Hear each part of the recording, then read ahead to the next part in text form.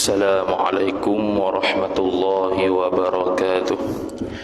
أعوذ بالله من الشيطان الرجيم. بسم الله الرحمن الرحيم.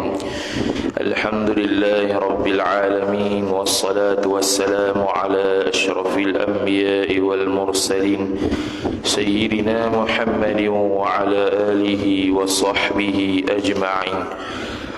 سبحانك لا علم لنا إلا ما علمتنا إنك أنت العليم الحكيم، ولا حول ولا قوة إلا بالله العلي العظيم. رب اشرح لي صدري ويسر لي أمري واحلل عقدة من لساني يفقه قولي، وسدد لساني واهد قلبي بحق نبيك محمد صلى الله عليه وسلم. اللهم أغننا بالعلم وزينا بالحلم وأكرمنا بالتقوى وجملنا بالعافية. نوينا التعلم والتعليم والتذكر والتذكير والنفع والانتفاع والإفادة والاستفادة والحث على التمسك بكتاب الله وسنة رسوله صلى الله عليه وسلم، ودعاء إلى الهدى والدلالة على الخير ابتغاء وجه الله مرضاته وقربه وثوابه سبحانه وتعالى. آمين يا رب العالمين. قال المصنف رحمه الله تعالى: ونفعنا الله بعلومه وبعلومكم وبعلوم مشايخنا في الدارين آمين يا رب العالمين. Kata pengarang Syekh Abdul Rashid Al-Banjari rahimahullahu ta'ala,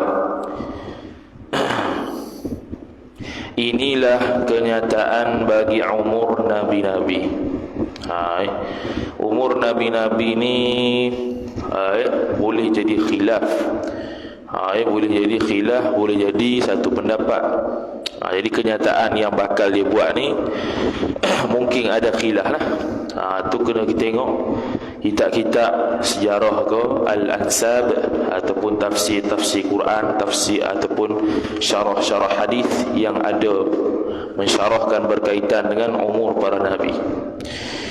Pertamanya umur Nabi Adam alaihi salam 930 tahun. Menurut riwayat Ibnu Abbas radhiyallahu taala anhu, dia kata 936 tahun. Satu riwayat lain 1000 tahun.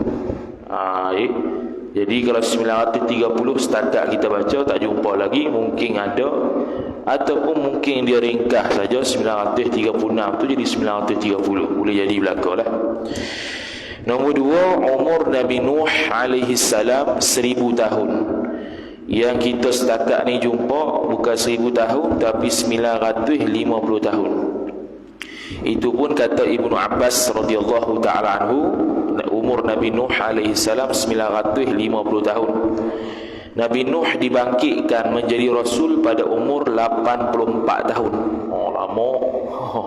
Pada umur 84 tahun baru diutuskan jadi rasul. Kemudian Nabi Nuh alaihi salam mendakwa dia tu sebagai nabi dan rasul pada umurnya 120 tahun. Selang daripada lebih kurang 36 tahun. Lebih kurang 36 tahun selepas diutus jadi rasul, dia pun dakwalah kepada kaum dia ni rasul pada umur 120 tahun. Dan peristiwa dia naik kapal tu berumur 600 tahun. Berumur 600 tahun.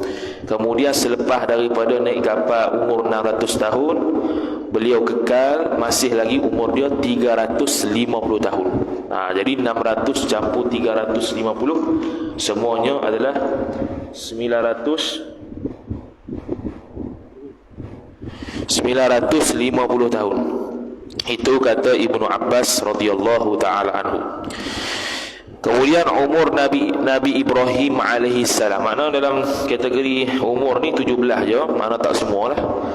Umur Nabi Ibrahim alaihi salam 195 tahun. Umur Nabi Ismail alaihi salam 137 tahun. Yang kita cek setakat ni dua je lah, sebab dua tu kita muskil. Nombor 1 dengan nombor 2 tu kita muskil, sebab kita pernah dengar umur Nabi Adam 1000 tahun tu cek. Rupanya ada banyak lah. Ada yang kata 1000, ada yang kata 936. Hak ni pula kata 930. Jadi umur Nabi boleh qilah lah. Tak ada masalah tu. Begitu juga umur Nabi Nuh 1000 tahun. Kita cek semula yang banyaknya 950 tahun. Iaitu Nabi Nuh dibangkitkan jadi Rasul umur 84. Dia dakwa Rasul umur 120. Dia naik kapal tu pada umur 600 tahun. Dan dia kekal selepas daripada naik kapal tu selama 350 tahun. Jumlahnya 950 tahun. Umur Nabi Ishaq alaihi salam. Nabi Ishaq dengan Nabi Ismail ni anak kepada Nabi Ibrahim alaihi salam. Dia panggil adik-beradik sebapa. Sebab ibu lain-lain. Umur Nabi Ishaq pula 137 tahun. Lebih kurang dengan Nabi Ismail. Nabi Ishaq lah yang keturunannya banyak di kalangan para nabi dan para rasul. Adapun Nabi Ismail, tidak ada nabi dan rasul kecuali Nabi sallallahu alaihi wasallam. Umur Nabi Yaqub alaihi salam 144 tahun.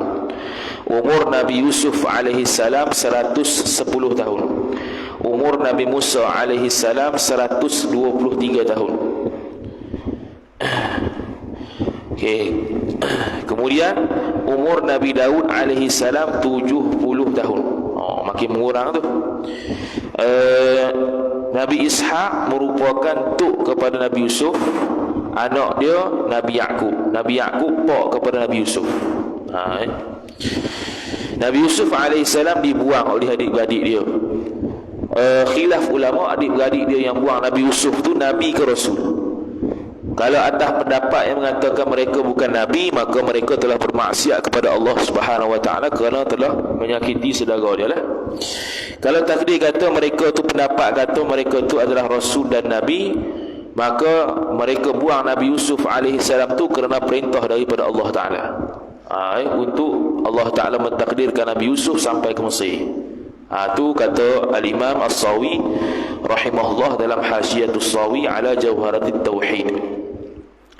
Yang ke-8, umur Nabi Musa alaihi salam 123 tahun. Umur Nabi Daud alaihi salam 70 tahun. Umur Nabi Sulaiman. Nabi Sulaiman ni anak Nabi Daud. Syariat Nabi Daud alaihi salam disebut dalam kitab Hasyiah kepada Syarah Uqudil Lujain. Bila Nabi Daud alaihi salam dia berkenan dengan isteri orang, dia minta kepada suami dia tu cerai, kemudian Nabi Daud nikah dengan dia. Hasil pernikahan tersebut keluarlah Nabi Sulaiman. Maka kisah tersebut berlaku kerana syariat Nabi Daud alaihi salam, apabila seseorang berkenan dengan isteri orang lain, harus untuk dia minta suami dia ceraikan dia dan dia nikah dengan isteri tersebut. Itu syariat Nabi Daud. Dan perkara tersebut tidak menjatuhkan maruah siapa-siapa. Itu zaman syariat Nabi Daud. Bukan Nabi SAW. Umur Nabi Sulaiman alaihi salam 180 tahun. Lebih panjang umur daripada pak sendiri. Umur Nabi Zakaria alaihi salam 300 tahun. Makin banyak pula. Umur Nabi Yahya alaihi salam 95 tahun. Umur Nabi Shu'aib alaihi salam 254 tahun. 254 tahun. Nabi Musa 123 tahun. Nabi Shu'aib ni mertua Musa. Musa tu menantu Shu'aib. Umur di kisahnya disebutkan dalam Jam'ul Fawaid lah, iaitu Nabi Musa alaihi salam satu hari dia pergi Mesir. Satu hari dia lari daripada Fir'aun, pergi satu tempat. Bila pergi sampai satu tempat tu, ada satu telaga yang direbut air banyak orang lelaki. Kemudian dia nampaklah seorang perempuan tu duduk corok dekat pokok tu. Dia pun tengok lawatlah perempuan duduk sini, orang duduk rebut sana. Dia nak ambil air lah perempuan. Jadi dia pun tanyalah perempuan tu, kenapa lah duduk sini. Mereka berkata, kita tengah tunggu giliran untuk ambil air tu. Tengok lelaki duduk berebut sana, kita orang perempuan duduk sini lah.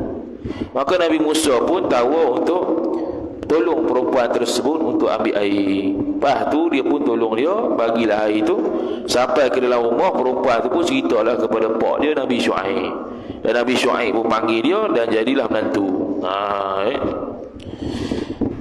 Umur Nabi Saleh alaihi salam 180 tahun.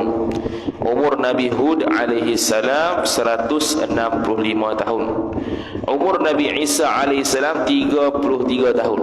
Nanti dia akan turun semula selama 40 tahun atas satu riwayat, dan dia akan berkahwin ketika itu. Dan dia akan memegang syariat Nabi sallallahu alaihi wasallam, bukan lagi sebagai seorang rasul yang baru. Umur Nabi Muhammad sallallahu alaihi wasallam 63 tahun. Salawatullahi alaihim ajma'in. Salawatullahi thabitatun alaihim. Salawatu mubtada, Allahi mudhafu ilaih, khabar mahzuf taqdirnya sabitatun alaihim jar majrur, ajma'in taukidhim, yaitu Allahumma salli alaihim, khabariyah lafzan, insya'iyah du'aiyah ma'nan. Kemudian kata musannif rahimahullah subhanahu wa ta'ala, ini rukun sembahyang 13 perkara yang wajib. Zatus salah, diri sembahyang, iaitu niat. Dia 13 rukun ni dia buat jadual lebih kurang itu. Ni pun kita dah faham dah, jadi kita baca je lah. Rukun sembahyang 13 perkara yang wajib dengan fardu dalam mazhab Syafi'i sama. Fardu dengan rukun dalam mazhab Syafi'i sama, kecuali dalam bab manasikul haji wal umrah. Rukun haji dengan wajib haji lain. Wajib dengan rukun sama. Wajib dengan rukun sama dalam mazhab Syafi'i, kecuali manasikul haji wal umrah. Itu wajib haji lain, rukun haji lain. Zatus salah, diri sembahyang, itu terjemahan, iaitu 13 tu. Apa dia? Nak kata 13 ni lah diri sembahyang. Kalau tak ada salah satu daripada 13 ni, maka tak dipanggil sembahyang. Iaitu niat. Niat pun kita bahas dah, ta'arud, ta'in, apa benda tu, mumpang beda. Berdiri betul. Berdiri betul ni bagi yang mampu. Kalau tak mampu, duduk. Kalau duduk pula, yang sunatnya iftirash. Kalau duduk iqa', duduk di atas tumit, duduk di atas dua tumit kaki, hak tu makruh kalau duduk ketika tidak mampu untuk sembahyang diri. Adapun duduk iqa' ketika duduk antara dua sujud, duduk antara dua sujud sahwi, duduk istirahah, dan duduk-duduk yang selain daripada tasyahud akhir itu, maka hak tu sunat juga iqa', tapi tidak afdal. Dia beza sunat duduk dalam sembahyang dengan sunat duduk ketika seperti duduk antara dua sujud, duduk antara dua sujud sahwi, duduk istirahah, duduk tasyahud akhir yang bukan selepasnya itu salam kerana mengikut imam dan sebagainya. Kalau tak mampu duduk, mengiring. Tak mampu mengiring, terlentang. Tak mampu terlentang, maka sembahyang dalam hati. Tu niat. Lepas berdiri betul, dia niat. Niat sebelum takbir tu talafuz niat, sunat, untuk membantu dia hadir niat ketika takbir. Kemudian takbiratul ihram nombor 3, dia tulis nombor kat bawah tu. Takbiratul ihram pun kita bahas dah. Dan keempat, Fatihah. Fatihah seperti mana maklum, perlu membaca seluruh huruf-hurufnya tanpa ada sedikit pun tinggal. Kena meraihkan segala tasydidnya. Kalau mentakhfifkan huruf yang tasydid tidak sah. Dia meringankan huruf yang bertasydid tidak sah. Adapun mentasydidkan huruf yang diringankan, hak tu sah, tetapi haram baca begitu kalau sengaja. Tu pun kita dah bahas dah berkaitan Fatihah.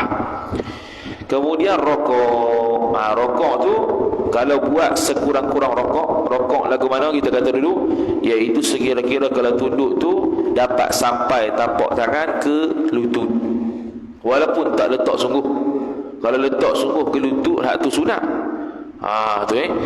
Tapi kalau dia mampu untuk buat rokok yang sempurna, dia pergi buat aqallur rokok yang sekurang-kurangnya, hukum dia makruh, kata dalam kitab Hasyiah Al-Bajuri ala Fathil Qarib. Kemudian i'tidal, yang keenam i'tidal, berdiri betul semula selepas daripada rokok, iaitu berada di posisi yang sebelum rukuk. Kalau dia duduk, duduklah. Kalau dia berdiri, berdiri. Yang ketujuhnya sujud. Sujud ni ada 2 kali. Sujud ada 2 kali menunjukkan kemuliaan kepada rukun sujud itu sendiri. Tidak ada rukun yang buat 2 kali melainkan sujud. Dan untuk menghinakan syaitan, ketika mana Allah Subhanahu wa taala menyuruh iblis laknatullahi alaihi untuk dia sujud kepada Nabi Adam, dia ingkar. Maka dia akan berasa hina ketika mana kita mensujud kepada Allah Subhanahu wa taala dengan 2 kali sujud. Itu disebut dalam Hasyiah Al-Bajuri ala Fathil Qarib. Kemudian yang ke-9-nya, yang ke-8, duduk antara 2 sujud. Duduk antara 2 sujud, sunat iftirash. Sunat yang keduanya iqa'. Iqa' tu tidak afdal, yang afdalnya iftirash. Itu disebut dalam Minhajul Talibin wa 'Umdatul Muftin karangan Imam An-Nawawi rahimahullahu taala. Kemudian duduk tahiyah. Duduk tahiyah yang rukun ni tahiyat akhir, bukannya tahiyat awal. Tahiyat awal hak tu sunat ab'ad. Kalau tinggal dengan sengaja atau tidak sengaja, maka sunat sujud sahwi. Duduk tahiyat akhir pula sunat tawarruk. Tahiyat akhir maksudnya ialah duduk yang mana selepas tu kita akan beri salam.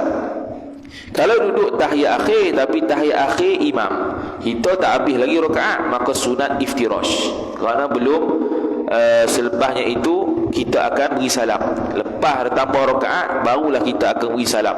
Maka duduk yang terakhir itulah baru duduk tawarruk. Duduk tawarruk tu duduk menyenggeng itulah. Kemudian tahiyat akhir, iaitu bacaan tahiyat akhir. Sekurang-kurang tahiyat, at-tahiyyatu lillah, salamun alayka ayyuhan nabiy wa rahmatullah wa barakatuh, salamun alayna wa ala ibadillahis salihin, ashhadu an la ilaha illallah wa ashhadu anna muhammadar rasulullah. Rukun qauli, sama macam Al-Fatihah, kena jaga tempat tasdidnya, makhraj hurufnya supaya tidak bertukar makna. Kemudian salam, salawat. Yang ke-11 salawat. Sekurang-kurang Allahumma salli ala Muhammad. Pandangan mu'tamad disertakan adab Sayyidina Muhammad, kata Imam Al-Bajuri rahimahullah dalam Hasyiatil Bajuri ala Fathil Qarib. Kemudian lepas pada itu selawat, kita disunatkan selawat ke atas sahabat Nabi SAW dalam tasyahud akhir. Adapun selawat ke atas sahabat di tasyahud awal, hukum dia makruh. Kemudian salam. Nombor 12 salam. Sekurang-kurang salam Assalamu alaikum. Itu pun dah bahas dah. Assalamu alaikum. Kalau alaikumussalam makruh. Kita dah bahas dah tu. Kemudian tertib, iaitu ibda'u ma bada Allahu bihi. Mulakanlah engkau akan perkara yang Allah mulakan. Jadi dari sudut sembahyangnya Nabi sallallahu alaihi wasallam, kalau hak tu hadis berkaitan dengan wudu. Sebab wudu Allah Taala sebut secara jelaslah, faghsilu wujuhakum wa aydiyakum ilal marafiq famsahu bi ru'usikum wa arjulikum ilal ka'bain. Tu jelaslah, tu ibda'u ma bada Allah bihi. Bila Allah tu syari' hakiki, Nabi sallallahu alaihi wasallam syari' majazi, maka apa yang dibuat Nabi dulu kita ikut. Jadi ikutlah tertib. Tapi tertib tersebut bukan semua boleh tertib belaka. Ada kadang-kadang buat dengan serentak, seperti berdiri takbir dengan niat, buat dengan serentak. Dia takbiratul ihram dalam keadaan berdiri, dalam masa yang sama muqranah niat, dalam masa yang sama takbiratul ihram. Ada benda yang tidak boleh buat secara tertib. Kalau rokok dengan sujud boleh tertib lah. Kalau i'tidal rokok sujud boleh tertib, duduk antara dua sujud. Duduk tasyahud akhir, baca tasyahud akhir, selawat ke atas Nabi, tu tak nak tertib. Memang akan buat sekali duduk dengan bacaan tasyahud. Lepas bacaan tasyahud barulah selawat. Lepas pada tu barulah salam. Salam, selawat, bacaan tasyahud akan buat sekali dengan duduk tahiyat akhir. Tak boleh nak tertib ketika itu. Adapun rukun 13 ini terbahagi ia rukun 13 atas 3 bahagi. Rukun 13 ni terbahagi pula pada 3. Pertamanya qalbi. Rukun qalbi apa tu? Tertakluk kepada sifat ilmu. Dia main ilmu. Apa ilmu? Ilmu kita, bukan ilmu Tuhan ni. Iaitu kita mengetahui apa yang kita nak sembahyang. Janganlah kita takbir dalam keadaan lalai. Hati kita tak tahu benda apa yang kita nak sembahyang, mengangkat takbir, tak sah. Apa tu qalbi? Iaitu rukun qalbi itu niat dan tertib. Niat dan tertib. Tertib tu nisbah pengetahuan kita terhadap posisi-posisi dalam sembahyang, yang mana dulu, yang mana kemudian. Kedua-dua tertib dan niat itu terbit dari hati. Qasad, ta'arud, ta'in. Okey, terbit dari hati, nokta situ. Kemudian niat tu qasad, ta'arud, ta'in. Qasad, ta'arud, ta'in hanya sembahyang fardu. Sama ada fardu tu nazar, nazar, sembahyang fardu kifayah seperti jenazah, kena ada qasad, ta'arud, ta'in. Kalau qasad sahaja, sunat mutlak. Kalau qasad ta'arud, qasad dengan ta'in saja, maka hak tu sembahyang sunat bersebab ataupun berwaktu. Adapun ta'arud dalam sembahyang fardu, khilaf ulama, pandangan mu'tamad wajib. Cuma kalau orang tak buat ta'arud selama ni, maka gunalah pendapat yang kedua, kata boleh, tak perlulah qada semula sembahyang. Cuma lepas pada tu niatlah fardu. Yang keduanya qauli, tertakluk kepada sifat sama, sifat pendengaran kita. Sebab kita kena dengar di telinga kita. Kita kena rukun qauli ni kena betul bacaan satu, kemudian kita kena memperdengarkan diri sendiri bacaan tersebut. Bobek kata dengar diri sendiri itu bukan bermakna kalau kita berada di tempat yang bising ataupun riuh rendah kita kuatkan suara, bukan. Tapi kalau kita sebaliknya, kita pergi ke tempat yang paling sunyi, volume yang paling rendah sekali, yang kita letak, kita dengar berapa. Hak itulah yang dibaca pada semua keadaan. Sama ada bising ke, tak bising ke, itulah volumenya. Bukannya volume kalau orang tempat tu bising, kita lagi bising sampai orang sebelah dengar kita punya bacaan. Bukan, tu tak tu. Tu iaitu rukun qauli, takbiratul ihram. Takbiratul ihram rukun qauli. Takbir intiqalat sunat hay'ah. Sunat hay'ah kalau tinggal tak boleh dia sujud sahwi, kalau tidak batal sembahyang, kata Imam Nawawi rahimahullah dalam Minhajul Talibin. Kemudian Fatihah. Kemudian takbiratul ihram tu kena buatlah dengan betul. Allahu akbar. Jangan tambah mat apa semua, jangan. Allahu akbar. Adakah Allah Maha Besar? Dia tanya Tuhan pula. Allahu akbar. Allah itu gendang. Kalau sengaja dan tahu, kafir. Allahu akbar. Semua tu tak sah belaka. Jadi kena Allahu akbar, kena tertib, kena mualaf. Bukan akbarullah, Allahu akbar. Tak sah tambah benda-benda lain kecuali sifat Tuhan dicelah-celah antara Allah dengan akbar, tapi tak lebih daripada dua. Cuma tak afdal. Contoh Allahur Rahmanu akbar, sah lagi. Allahur Rahmanur Rahim akbar, sah lagi. Allahur Rahmanur Rahimul Malikul Qudusus Salam. Dia habis asma husna akbar, tu tak sah. 3 dekat atas tak sah dah. Tu dalam kitab Hasyiah Al-Bajuri ala Fathil Qarib. Kemudian tahiyat akhir. Tahiyat akhir kita bahas dah. Tahiyat akhir ni dari sudut bacaan. Dari sudut bacaan kena betul lah tasdidnya dan sebagainya, macam syarat-syarat Fatihah. Selawat ke atas Nabi sallallahu alaihi wasallam. Allahumma, tasdid. Salli ala Muhammad, bukan Muhammad. Muhammad dengan ha, bukan ha. Dan salam, assalamu alaikum. Kalau salamun alaikum khilaf. Assalamualaikum warahmatullah, Assalamualaikum warahmatullah, tu imam. Dia tak ada as-salam, dia assalamualaikum, dia cepat kan, apa tak cakap Assalamualaikum warahmatullah, Assalamualaikum warahmatullah. Khilaf, pandangan mu'tamad tak sah. Pandangan kedua qil sah. Kelima-limanya, 3-5 ni terbit keluar dari lisan adanya. Lisan lah, lepas tu dia boleh dengar. Ketiganya terkait kepada sifat basar, perlihat, sebab berkaitan dengan pergerakan. Fi'li ni berkaitan dengan pergerakan, perbuatan, iaitu sifat basar ni pada ghalib lah. Kalau orang buta tak nampak lah. berdiri betul. Berdiri betul, tegakkan tulang belakang bagi yang mampu. Sekira-kira tidak dipanggil sekurang-kurang rokok. Kemudian rokok, i'tidal, sujud, duduk antara dua sujud, dan duduk tahiyat akhir. Keenam-enamnya terbit dari anggota. Habis, selesai. Inilah rupanya, rupa sembahyang dan jalannya. Bukan. Ya. Inilah rupanya dan jalannya muqaranah urfiyah namanya.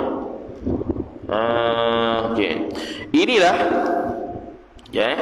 Maka apabila sudah terhimpun dan hadirkan rukun yang 3 bahagi ini lebih dahulu, maka okey. Inilah akan datang ni. Isi isyarah merujuk kepada benda yang akan datang nak sebut ni. Inilah rupanya dan jalannya muqaranah urfiyah. Muqaranah berkaitan dengan niat. Muqaranah berkaitan dengan niat. Muqaranah urfiyah ni berkaitan dengan niat. Niat apa nama tu? Daripada Allahu Akbar tu, salah satu daripada Allahu Akbar tu dia hadir niat tu, dia panggil muqaranah urfiyah. Maka apabila sudah terhimpun dan hadirkan rukun yang 3 bahagi ini lebih dahulu, maka kita sertakan tatkala mengata Allahu Akbar itu qasa' ta'arud ta'in. Kalau kita kata hadirkan rukun yang 3 tadi, rukun fi'li, qauli, qalbi, sebelum daripada takbir itu dia panggil istihdar, bukan muqaranah. Kalau ikut istilah betulnya, muqaranah ni dia serta niat dalam takbir. Istihdar ni dia menghadirkan rukun-rukun sembahyang. Istihdar ni ada 2 lah pula. Istihdar hakiki memang dia hadir secara tafsil, rokok, i'tidal, sujud, apa semua tu. Ada istihdar ijmali ataupun urfi, iaitu kita bayangkan sembahyang secara umum saja. Aku nak sembahyang, selesai. Lepas tu kita pun angkat takbir Allahu Akbar. Waktu tu muqaranah niat.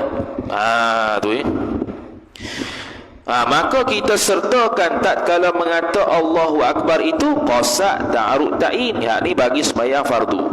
Sudah nyatalah terbitnya dan ta'aluknya rukun yang 3 itu, tiadalah tertinggal di dalam mengata Allahu Akbar itu akan terbitnya dan ta'aluknya. Jadi dia kata tatkala mengata Allahu Akbar itu kena masuk qasa' ta'arud ta'in. Sudah nyatalah terbitnya dan ta'aluknya. Nya tu kena pada rukun tu dah. Sudah nyata terbitnya dan ta'aluknya rukun yang 3 itu, tiadalah tertinggal di dalam mengata Allahu Akbar itu akan terbitnya, akan keluarnya dan ta'aluknya. Payah ni dia punya bahasa tu. Jadi dia kata ketika mana kita sebelum Allahu Akbar, kita kena istihdar, dengar daripada penjelasan dan penulisan dia tu, yang dia kata kena hadirkan, terhimpun dan hadirkan rukun yang 3. Hak tu dia panggil istihdar. Istihdar pun ada 2, istihdar hakiki,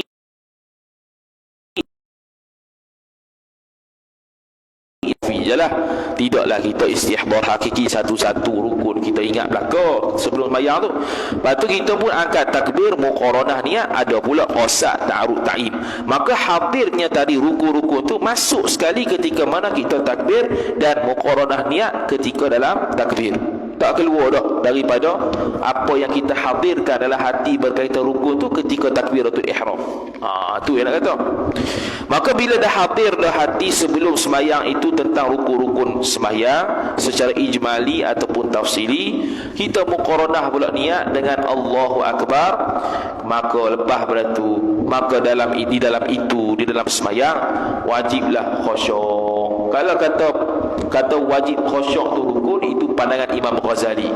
Imam Nawawi rahimahullah dalam kitab Al-Majmu' Syarah Al-Muhadzab mengatakan pandangan mu'tamad bukannya wajib tetapi sunat. Cuma wajib, boleh kata khusyuk ni wajib nisbah orang yang nak beramal dengan tasawuf, dia mewajibkan diri dia khusyuk lah. Sekurang-kurang khusyuk tu ialah dia tidak bergerakkan anggota dia kepada benda yang tak ada kaitan dengan sembahyang. Itu khusyuk. Nabi SAW pernah menegur seorang sahabat yang sembahyang sambil main janggut. Maka Nabi SAW mengatakan, kalaulah dia tu khusyuk, maka dia tidak akan bermain-main sedemikian. Dan tawadhu' ini dalam parti kitab Parti Musalli, Parti Munyatul Musalli ataupun kitab Munyatul Musalli Syekh Daud Al-Fadhani, setiap posisi semayang dia akan bagi tahu tawadhu' dia kat mana, khusyuk dia kat mana, khudu' dia kat mana, tazallul kat mana. Detail situ. Dan tawadhu' menghadap dan menyembah Tuhan seseorang. Indah. Jadi sebab itu kita disunatkan untuk melihat di tempat sujud pada semua posisi kecuali ketika tasyahud. Bila sebut asyhadu an la ilaha illallah, kita akan tengok jari sampailah salam. Selain daripada itu semua akan tengok tempat sujud. Itu menandakan kita tawadhu' kepada Allah Subhanahu wa taala, merendah diri kepada Allah Subhanahu wa taala. Habis. Qala al-musannif rahimahullah subhanahu wa ta'ala. Kata musannif rahimahullah ta'ala,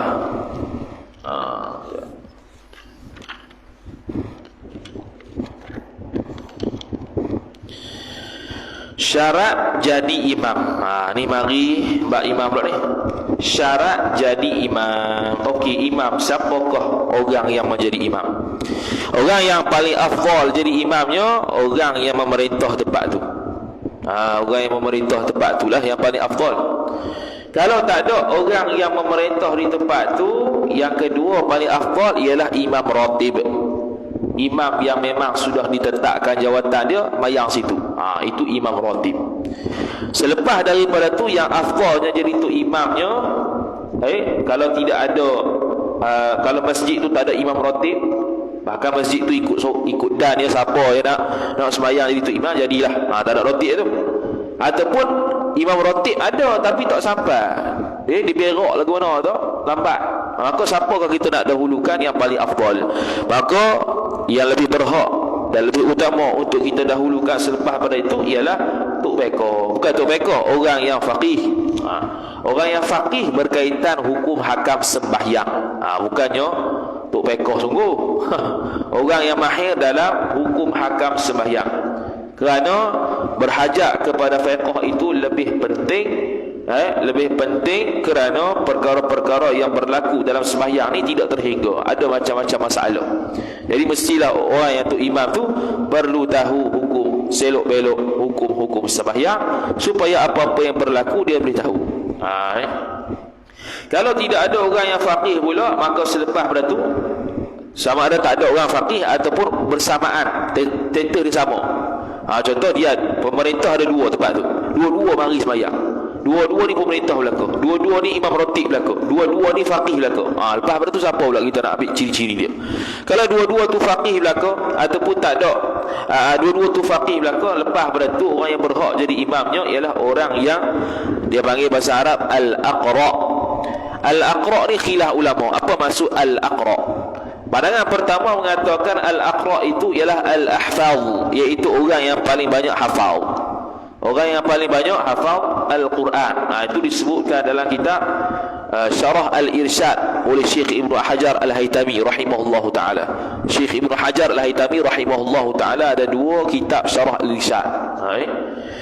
Fathul Jawad Syarah Al-Irsyad, lagi satu apa ingat lah. Fathul Jawad Syarah Al-Irsyad, dengan seorang lagi ringkas, seorang lagi panjang. Ataupun tapi menurut pandangan asah bukan orang al-aqra itu orang yang hafal banyak Quran, tetapi al-ahfaz itu ialah orang yang paling paling benar bacaan dia. Paling betul bacaan dia. Bukan sedap bacaan, paling benar bacaan dia. Itu disebutkan oleh Syekh Ibn Hajar Al-Haytami rahimahullahu ta'ala dalam kitab Tuhfatul Muhtaj bi Syarhil Minhaj, dan Syekh Muhammad Ar-Ramli rahimahullahu ta'ala dalam Nihayatul Muhtaj bi Syarhil Minhaj.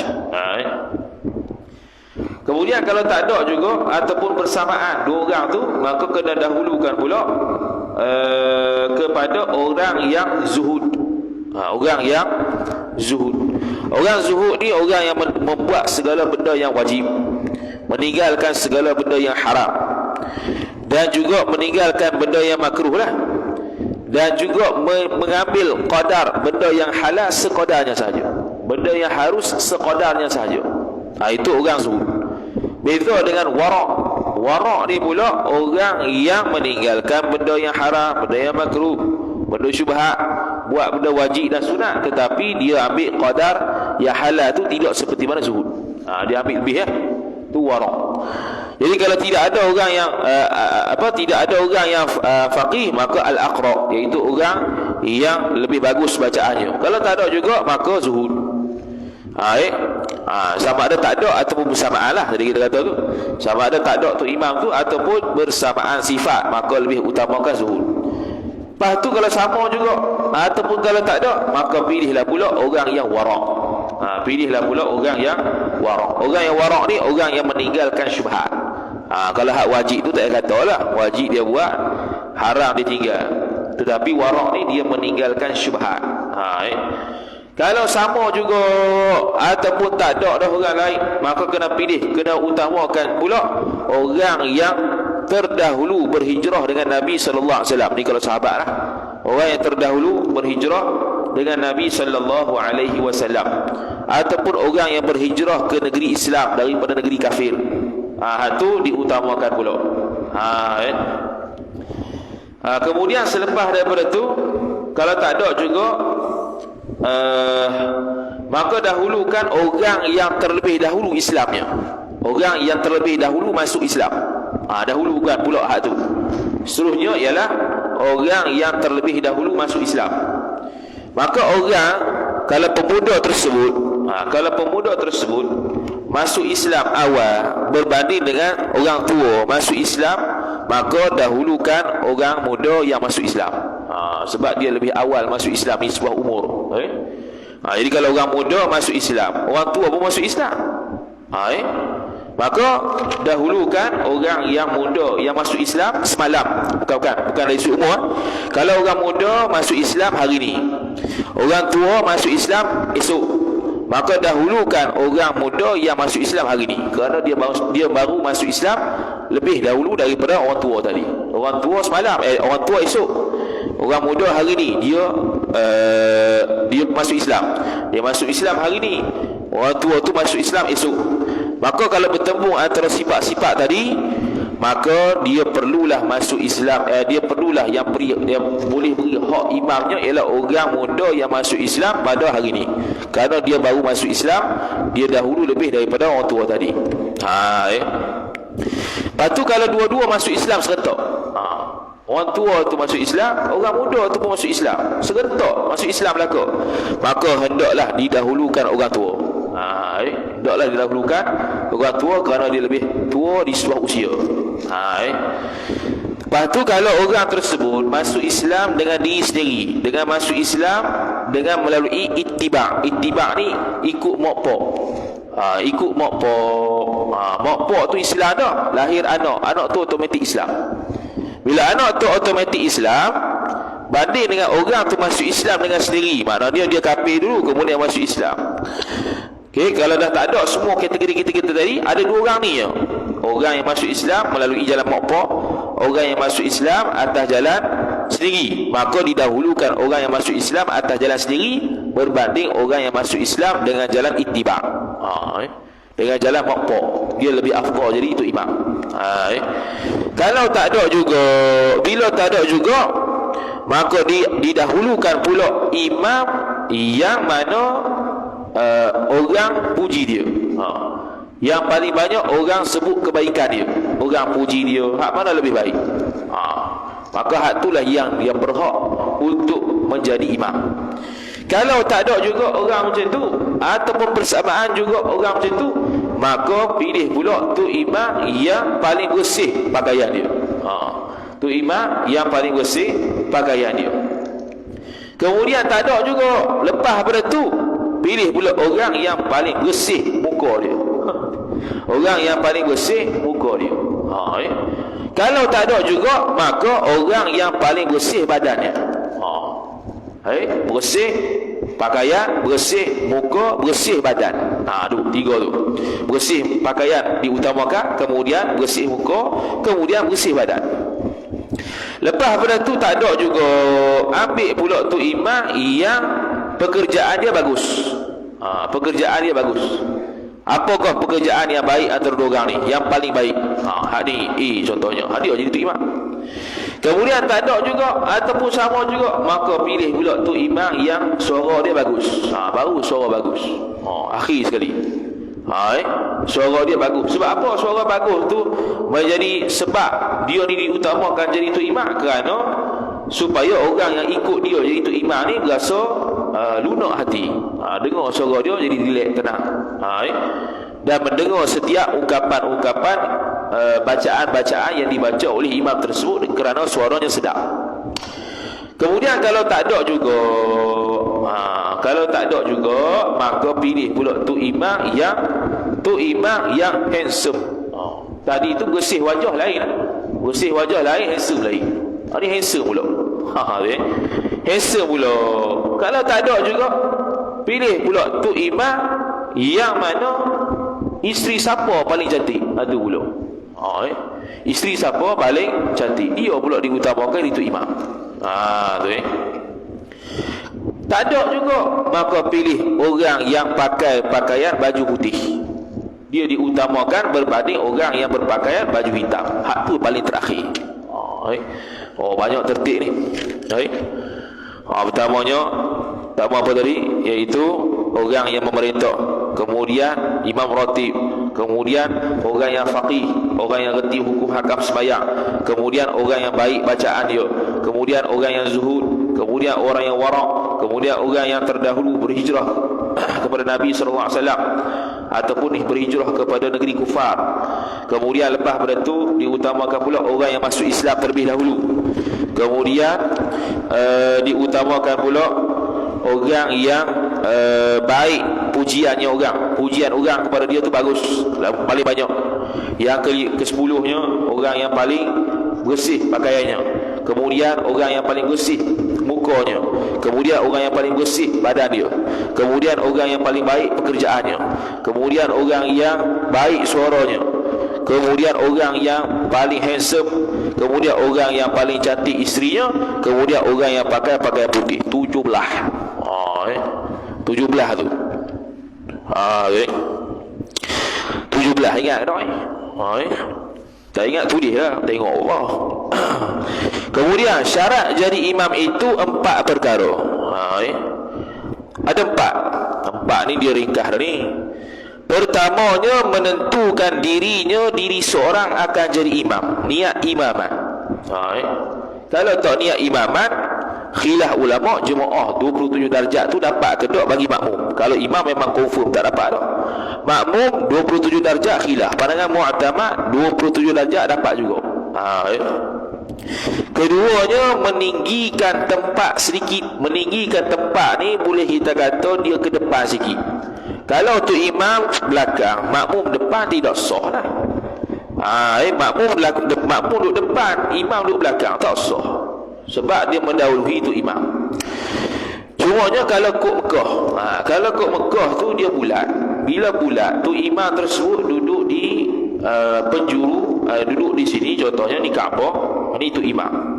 Jadi orang yang belakang dia tidak boleh melebihi imam. Tapi bila berada di pusingan yang bukan berada bertentangan dengan imam, dia boleh berada di hadapan imam.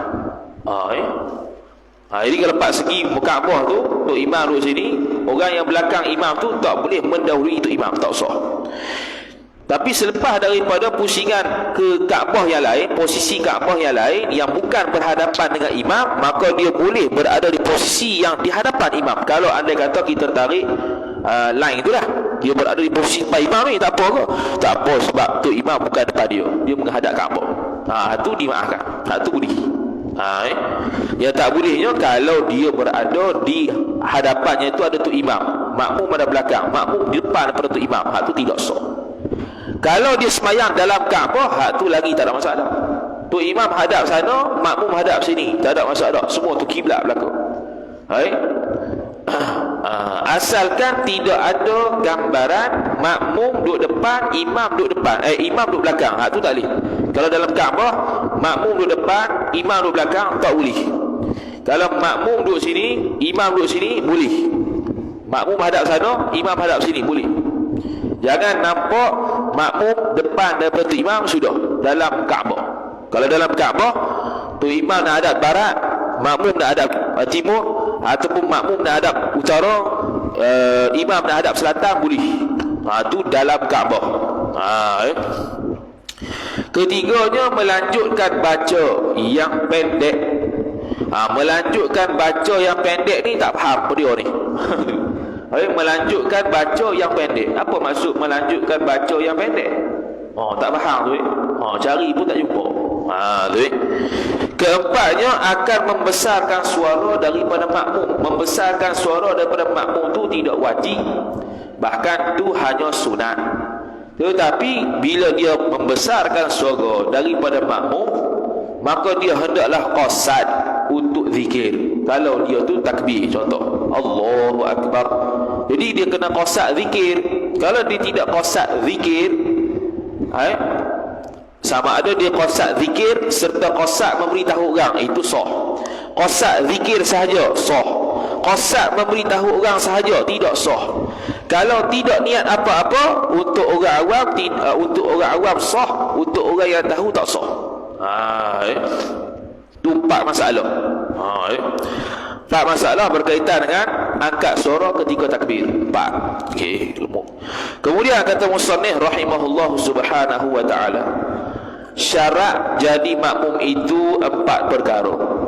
Pertama, menentukan diri seorang akan jadi makmum, iaitu dia berniat makmuman. Kalau dia tidak berniat makmuman, berlakunya intizar, berlakunya penungguan yang lama, sekira-kira tu imam tu pada uruhnya dia tunggu lama ni, padahal dia ikut tu imam, dia tak niat makmuman, batal sembahyang dia. Keduanya, merendahkan diri seorang sedikit. Merendahkan diri ni iaitu jaraknya itu berada di belakang imam. Tadi dia bahasakan tu imam tu perlu tinggi sedikit. Ni makmum pula perlu rendah sikit. Rendah tinggi ni maknanya imam itu berada di hadapan sedikit dan makmum tu berada di belakang sedikit. Itu syarat sah sembahyang berjemaah bagi makmum. Kalau makmum duduk depan, imam duduk belakang, imam sah sembahyang dia. Tapi makmum yang tidak sah, sebab makmum ikut tu imam. Jadi tidak boleh makmum tersebut melebihi daripada imam. Berada di hadapan daripada imam pada tempat sembahyang. Pada tempat sembahyang. Kalau seseorang makmum itu mendahulukan tempatnya berbanding imam secara yakin, tidak ada syak, dan bukan pada situasi syiddatul khauf, maka tidak sah. Kalau berada situasi syiddatul khauf, itu tak ada apalah. Tapi kalau berada pada selain syiddatul khauf dan dia yakin makmum tersebut berada di hadapan daripada imam, maka hukumnya tidak sah sembahyang. Kerana ada hadis Nabi sallallahu alaihi wasallam sebut, innama ju'ilal imamu liyutamma bihi, hanya saja dijadikan imam itu untuk diikuti. Maka dari sudut diikuti ni terbahagi kepada 3 lah, iaitu tempat, perbuatan dan juga perkataan. Sebab tu imam baca Al-Fatihah, sunatnya kita baca selepas daripada tu imam baca Fatihah. Dari sudut perbuatan, pergerakan, mestilah tu imam pergi dulu, barulah kita pergi. Dari sudut tempat, tempat berdiri tu imam mesti depan daripada tempat berdiri makmum. Kemudian dia kata makmum hendaklah berada di belakang tu imam. Iktibar duduk belakang ni ikut mana?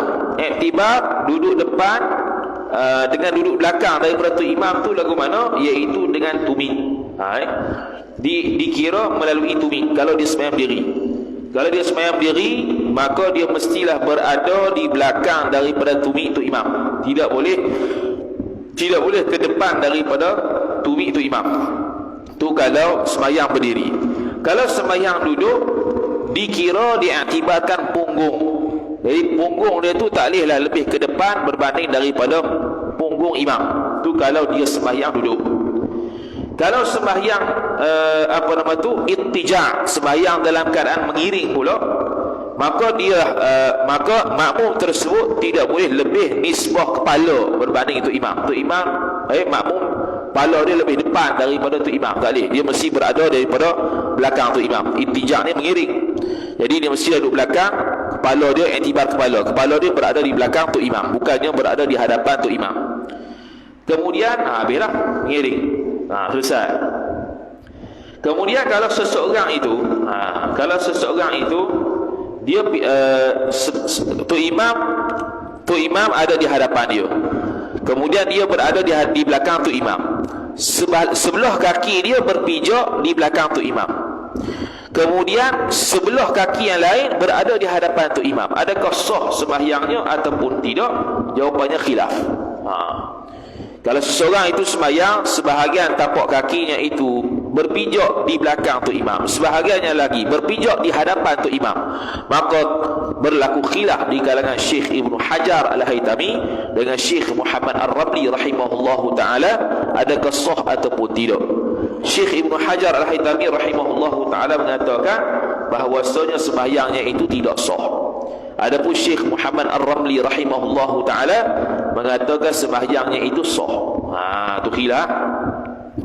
Kemudian kalau sama pula tumik imam dengan tumik makmum sama. Tumik imam dengan tumik makmum kalau sama, maka hukumnya adalah makruh dan dapat meluputkan fadilat 27 darjat. Dapat meluputkan fadilat 27 darjat. Hukumnya adalah makruh.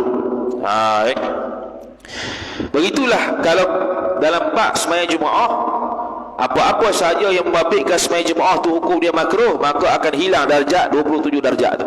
Akan hilang darjat, akan hilang pahala 27 darjat. Bahkan dikira sah sembahyang Jumaat tanpa ada fadilat 27 darjat. Tu. Cumanya bila kita kata syarat sah sembahyang, makmum duduk belakang sikit. Belakang tu tara mana yang sunat. Belakang tu tara mana yang sunat. Maka sunat bagi makmum, walaupun perempuan sekalipun, bila ikut seseorang imam, dia mestilah berada di belakang imam sedikit.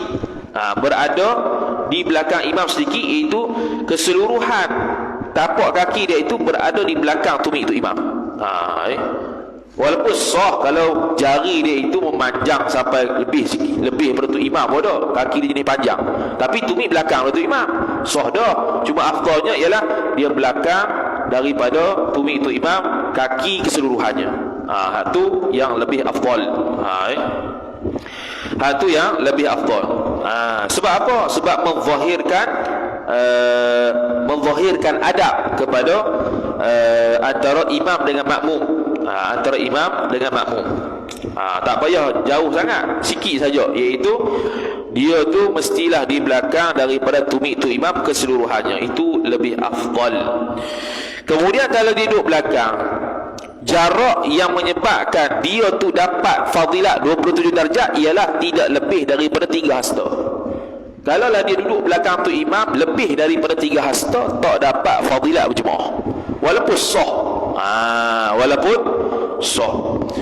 Kalau sembahyang di bukan masjid, syarat dia ialah mestilah tidak lebih daripada 300 hasta kalau nak sah. Dari sudut nak sah tak boleh lebih 300 hasta. Dari sudut nak fadilat tak boleh lebih 3 hasta. 3 hasta ambil sendirilah. Kira orang tangan ni 3 kali. Itulah dia panggil 3 hasta. Itu yang sunat. Jadi iaitu makmum tadi tidak lebih daripada tu imam 3 hasta. Begitu juga saf. Saf antara saf pertama dengan tu imam tidak boleh lebih 3 hasta. Saf pertama dengan saf kedua tidak boleh lebih 3 hasta. Begitulah sampai ke belakang. Kalau lebih daripada 3 hasta, sah tapi tak dapat fadilat berjemaah. Tu Okey, habis. Kemudian kata musannif rahimahullah subhanahu wa ta'ala, ketiga mana ni?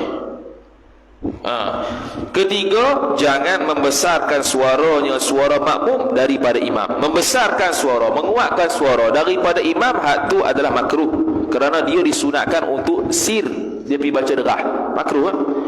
Kaedahnya setiap benda yang sunat baca sir, dia pergi baca jahar, ataupun sebaliknya, maka hukumnya makruh.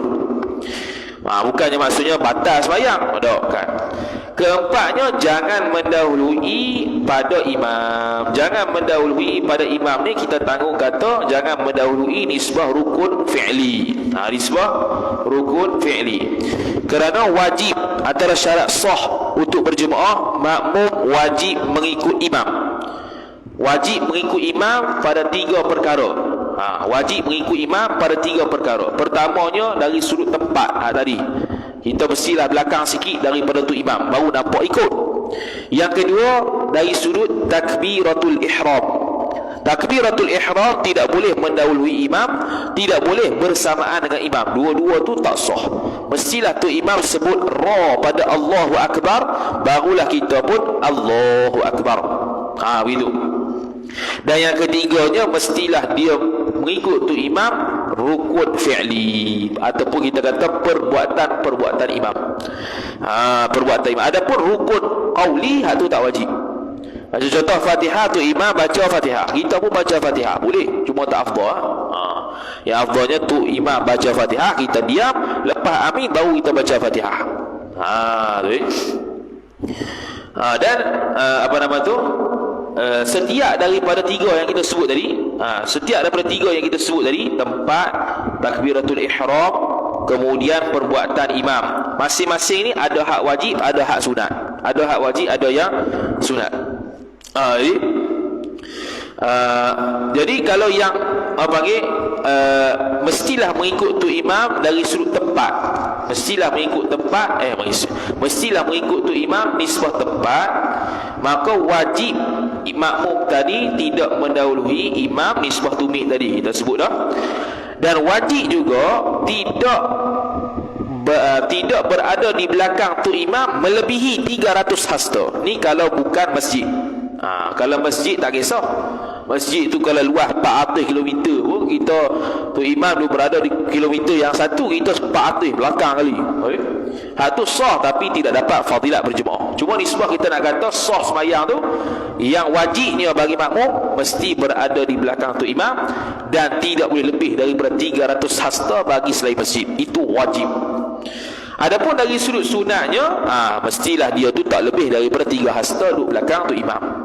Dan tumit dia serta kaki dia berada di belakang tu imam, belakang tumit tu imam keseluruhannya. Itu yang sunat ketika berada di belakang tu imam. Adapun yang kedua, takbiratul ihram tadi. Takbiratul ihram yang wajibnya ialah tu imam baca habis sampai ra akbar, barulah kita takbir Allahu Akbar. Yang sunatnya ialah bila takbir saja tu imam Allahu Akbar, kita pun takbir selalu Allahu Akbar. Tu dia panggil mendapat takbiratul ihram bersama tu imam, takbiratul ula bersama tu imam. Tapi kalau lambat sikit boleh, tapi tak afdal. Nah, dapat takbiratul ula bersama dengan tu imam ni khilaf ulama. Imam Ar-Rafi'i rahimahullah sebut dalam kitab Al-Aziz bi Syarhil Wajiz, antara pandangan yang mengatakan bahawasanya dia mendapat takbiratul ihram bersama tu imam, inilah, iaitu bila tu imam takbir, dia pun segera takbir. Dia tidak bersibukkan diri dengan perkara-perkara lain yang tak berkaitan dengan sembahyang. Pandangan kedua mengatakan selagi mana tu imam berdiri baca Quran, baca surah tu, selagi mana tidak rokok, kita pun mari pada rakaat pertama Allahu Akbar, sudah pun mendapat takbiratul ula bersama tu imam. Itu pendapat yang kedua. Tapi pandangan mu'tamad ialah dia tidak bersibuk dengan perkara lain, tu imam takbir saja, dia terus takbir Allahu Akbar. Dah kalau dia tu menyertai tu imam kalau takbir, maka hak tu tak sah lah. Ataupun tu imam baru Allah, dia pun Allahu Akbar, tak habis lagi, tak sah. Ataupun dia syok ketika takbir, aku ni takbir tadi ni aku menyertai tu imam ke, ataupun aku takbir selepas tu imam, maka hak tu pun tidak sah. Hak tu pun tidak sah. Dia syok, aku takbir tadi lepas tu imam ke sama-sama dengan tu imam? Tidak sah. Kena buat semula takbir tu. Ataupun dia i'tiqad, aku i'tiqad, aku yakin dah ni, aku ni tadi takbir memang selepas daripada tu imam takbir. Tiba-tiba dia baru teringat, dak lah, aku takbir dulu tadi, baru teringat. Maka tu pun tidak sah sembahyang dia. Sebab dia telah jelas dirinya itu tidak mengungkapkan perkataan takbir selepas daripada tu imam takbir. Semuanya itu batal sembahyang dan tidak sah sembahyang, kerana ada hadis Nabi sallallahu alaihi wasallam disebut idza kabbara al-imamu fakabbiru, apabila telah bertakbir oleh imam maka hendaklah maka lepas pada imam takbir fakabbiru, maka selepas tu engkau takbirlah. Maka kena ada tertib, tu imam takbir barulah makmum takbir, bukan sama-sama, bukannya terdahulu. Itu ilah yang pertama lah. Ilah yang keduanya kerana supayanya imam ni masuk dalam sembahyang secara sempurna. Sebab bila tu imam baru Allah, kita masuk dah, kita tak ikut siapa-siapa sebenarnya. Kita sebenarnya tak ikut siapa-siapa. Sebab apa? Sebab tu imam tadi tak habis takbir lagi.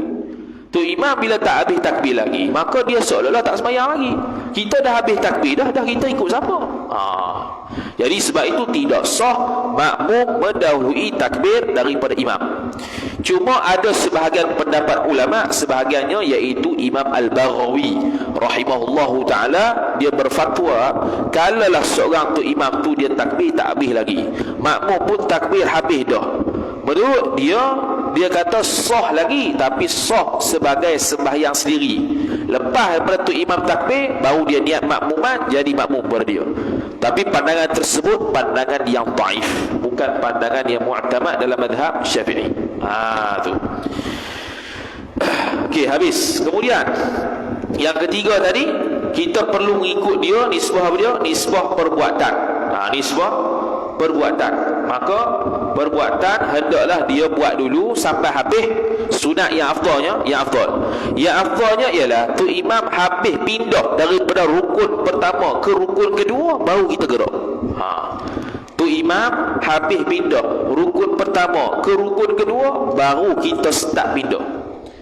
Kalau dia dah pindah dah, tak ada habis lagi pindah, kita dah gerak, sah juga, boleh juga, tapi tidak afdal. Yang afdalnya dia tu gerak, tu imam habis dah sampai ke rukun yang kedua, kita pun baru gerak. Itu yang afdal. Kalau tu imam gerak tak habis lagi pergerakan tu sampai rukun seterusnya, kita pun gerak dah. Hak tu tidak afdal walaupun sah. Tak afdal, tak dapat pahala banyak lagi. Kalau sama-sama turun, luput pahala jemaah. Tu ya. Kemudian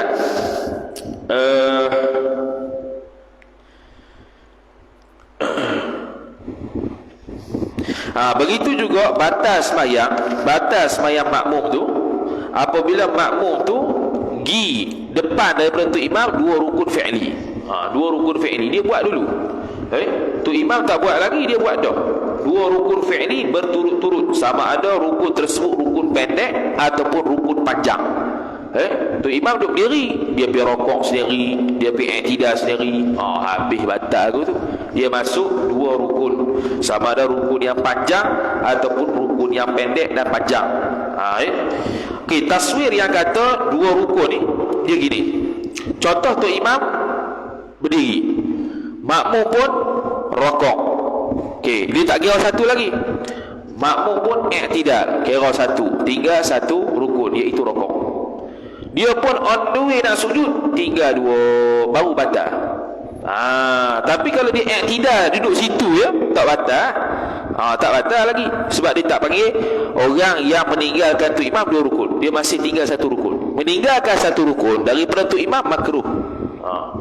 Tapi kalau dua rukun batal dan haram lah. Batal dan haram.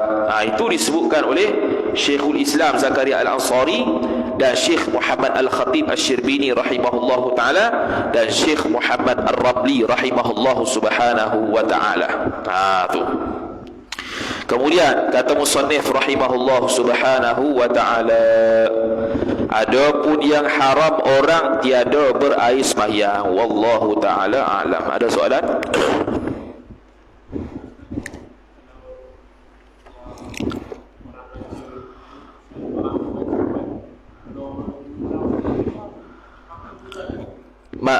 Makruh bantah. Kalau dia baca kuat, makmum baca kuat sehingga dua orang sebelah dengar, maka kalau dia tidak mengganggu, hukum dia makruh. Kalau mengganggu, hukum dia haram. Sembahyang tak batal. Kalau mengganggu, boleh mengganggu sembahyang orang, hukum dia haram. Mengganggu sembahyang orang secara mutlak, hukum dia haram. Sama ada kita baca Quran ke, kawan tu tengah sembahyang, kita baca Quran kah, sampai mengganggu sembahyang dia, hukum dia haram. Cuma yang tadi kalau kita menguatkan suara sehingga orang dengar, kalau dia tak mengganggu mana, makruh kan. Tapi kalau mengganggu dia, hukum dia haram. Tapi sembahyang tak batal. Sembahyang tidak batal kerana bukannya perkara-perkara yang membatalkan sembahyang menguatkan suara, tidak. Hatta kalau orang perempuan sekalipun menguatkan suara tidak batal, walaupun atas pendapat yang mengatakan bahawasanya suara perempuan itu aurat. Dikritik oleh Imam Nawawi rahimahullah taala dalam kitab Al-Majmu' Syarah Muhadzab. Ada pendapat yang mengatakan kalau perempuan kuat suara batal kerana seolah-olah dia tu membuka aurat dia. Tak kena gitu. Tu tak betul lah. Tu pendapat yang tidak tepat. Jadi kuat suara makruh pada tempat yang sir, pada tempat jahar dia pergi selu pula makruh. Tapi kalau mengganggu orang, hukum dia haram. Tapi tidak batal sembahyang. Fadilat, dia fadilat masih ada, dia panggil kurang pahala sembahyang. Fadilat berjemaah dia kalau hilang ni, hilang fadilat berjemaah ni hilang kalau berkaitan dengan sembahyang berjemaah. Contoh kalau saf tak dapat, khilaf ulama, fadilat saf ke fadilat berjemaah? Ada pendapat kata fadilat berjemaah hilang. Tu teruk lah. Kita yang Melayu ni bukannya saf dapat belaka, ada renggak. Ada pendapat kata fadilat saf yang tak dapat. Tu selamat sikit. Ada soalan lagi?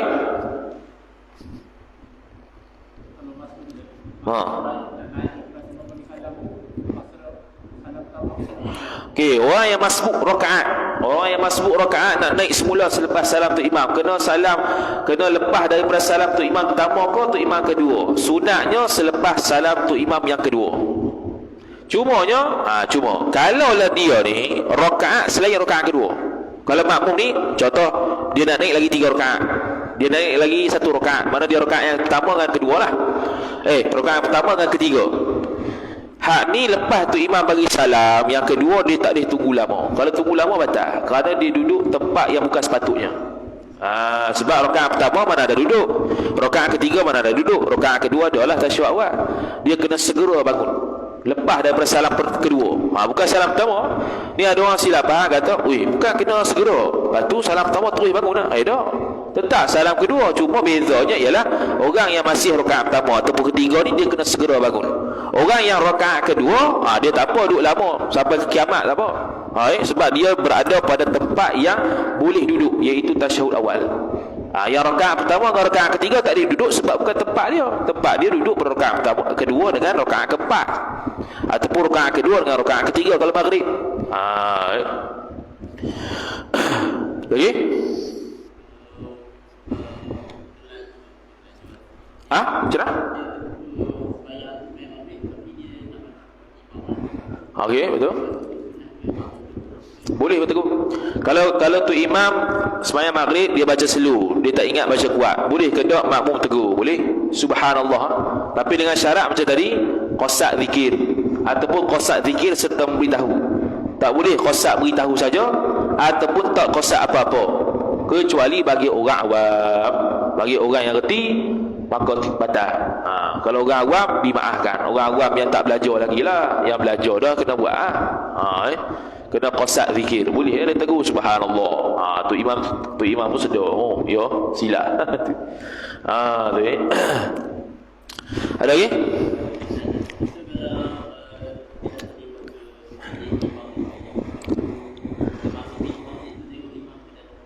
Tu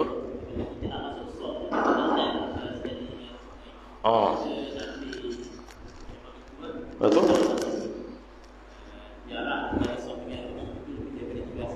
Betul. Jalan depan. Hak tu tak ingat masalah tu yang mana kena utamakan. Kena utamakan soft ke ataupun dapat rakaat. Tu kena tengok semula. Dia tak ada bahasa dapat 27 kedok situ. Dia perbahasannya sebab nanti dia akan jalan ke depan kau. Dia bukannya kalau duduk situ memang tak dapat Kalau dia jalan ke depan dapat Cuma nak dari sudut afdal tu yang mana kena utamakan. Tak dapat rakaat tapi dapat sah ke, ataupun dapat rakaat tapi sah lewat. Tu kena tengok semula, tak ingat tu. Tu dalam pedoman sembahyang Jumaat ada tu dulu. Dan syarah kita buat tu. Ada lagi? Wallahu ta'ala a'lam wa sallallahu ala sayyidina Muhammad wa ala alihi wa sahbihi wa baraka wa sallam.